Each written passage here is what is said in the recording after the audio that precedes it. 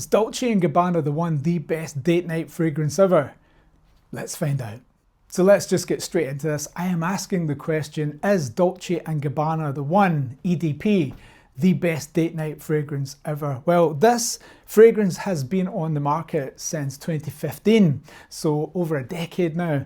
So normally I will go for a sweeter fragrance. Now this one I had read an awful lot about, and it was telling me that it was heavy on the tobacco and the ambers and the woods. However, there are some citrus notes in this fragrance, but yet again it was a punt, and so I thought, you know, I want to see what the hype's all about.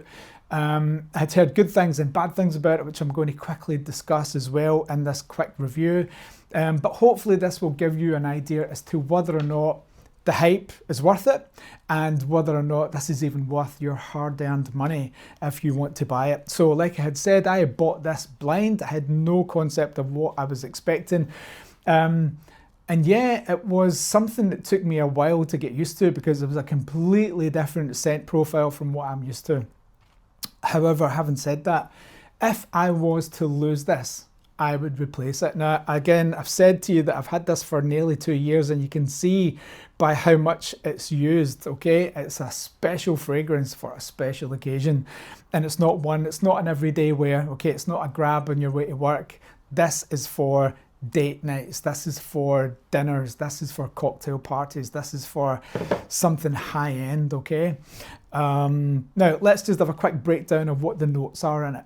So on the top notes, we have a very strange combination of grapefruit, basil and coriander, okay?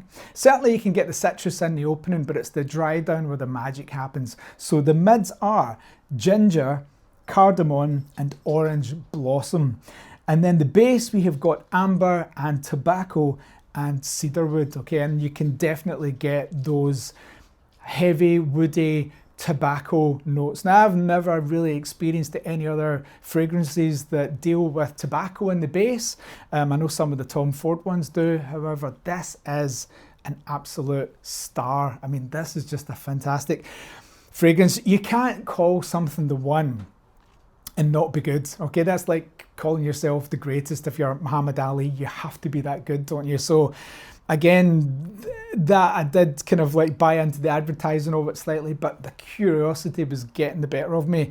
And I wanted just to buy it, and like I do with most of my fragrances, it was on offer, okay? So I managed to get it from Superdrug, I think, at one of the Christmas sales or something like that. So yeah, this is definitely one that I think most people should have in the rotation for that special occasion. So there are some pros and cons about it, which I'm going to discuss right now. The pros are, it doesn't smell like anything else. It's a unique smell. It hits you with that burst of citrus at the beginning, and then this immediate dry down starts to take place, and then the kind of magic happens, and it's just a unique scent. You do get compliments with it, but this is where we kind of get into some of the lesser good things about it, okay? Some of the cons. This is not a projection magnet, okay? The projection on this is very, very poor. It could be, though, that that's for a specific reason, because this is a seduction fragrance. This is a fragrance that is designed for someone to get close to you in order to really get the full benefit of the scent that this gives. This fragrance is, like I am always saying, it's not the type that is introduced, okay? It doesn't suddenly appear in a room and you're aware of it. This is one that you discover, okay? It's like, it just hits you when you're close to someone who's wearing it. So again, the projection on this, not fantastic, but it's designed not to be, you know, a loud projective fragrance. It's designed to be up close, personal and intimate. The other thing about it is that the longevity isn't great, okay? Now, I've read it can be anywhere between 5 and 7 hours. I don't think personally I've felt that it lasted that long. I think, you know, if you get maybe 4 to 5 hours out of it, that's pretty decent going. But do you know what? If you're wearing this for a date night, you know, how long does your date start? Does it start at like 7 o'clock and finish about 12 or something? So, you know, you're probably in that zone where, you know, if you're starting to maybe feel that it's wearing off, you can always, you know, have a little one of those travel atomizers and have another kind of splurge off it, and kind of like get it going again. But yeah, I think, you know, 4 to 5 hours on an evening out is probably plenty for a fragrance like this. So who is this for? I would say it's for men from about mid-20s onwards. For some younger men, it might actually be the first ever proper grown-up fragrance that you will ever buy. If you're watching this, you know, you know, I love the Versace Eros. Dior Sauvage seems to be done to death. When you hear people talking about Dior Sauvage, they're kind of over it now, and like, because everybody's wearing it. And I suppose one of the things about scent is that you want to be that unique person in the room. You want to be wearing something that people are like, what is that person wearing? Because everyone else smells generic, you know? So definitely, if you are a younger man who is wearing Sauvage, if you're wearing, you know, Eros, oh, hang on, I've got someone coming up to say hello.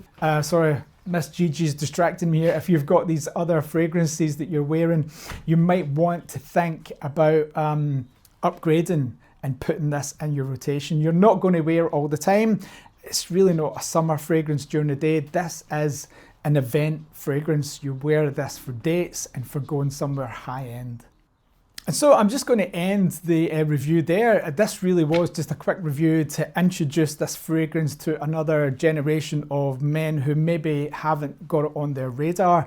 It's a fragrance that I think if you blind buy it, I don't think you're going to be disappointed. Like I said earlier, I am into the sweeter fragrances, and this one was a punt for me, and this is a fragrance that I have fallen in love with. If I ever lost this or it ran out, I would be replacing it immediately. This is a classic fragrance, and it's not called the one for no reason, okay? So you just have to kind of trust me on that one. So do you have this fragrance? Have you tried this fragrance? Is there a fragrance that you are thinking of getting? Please let me know in the comments below. My name is Douglas. If you have enjoyed this and you have gained something from watching this video, please consider subscribing to the channel. I have got much more content in the planning and just coming every week. So thank you for watching. Thank you for giving me your precious time. And I'll see you next time. Take care of yourself. And as always, stay intentional. Bye-bye.